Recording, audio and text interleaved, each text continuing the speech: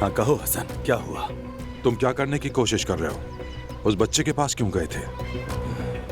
मुझसे हिसाब मांग रहे हो हसन? देखो, तोते की तरह फजूल बोलने के बजाय काम की बात किया करो। तुम ये पता करो कि शाहिद को कहाँ रखा हुआ है।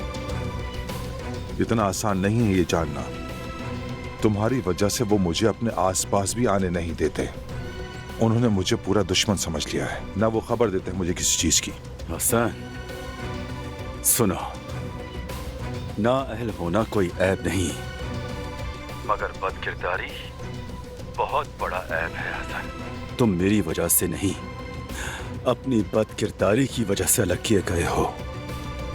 इसलिए अगर किसी को इल्जाम देना है तो खुद को जाकर आईने में देखो। खैर अब फोन बंद करो, मैं अपना काम खुद ही कर लूंगा। ये आदमी तो बिल्कुल हद से बढ़ गया है। जो नन्हे बच्चे को भी नहीं छोड़ रहा वो कुछ भी कर सकता है। होशियार रहो हसन, पीछे का ख्याल रखो। इस पागल आदमी से उलझना नहीं। काराबे खानदान का शर्मनाक निशान, और बच्चे का हिसाब मुझसे मांग रहा है।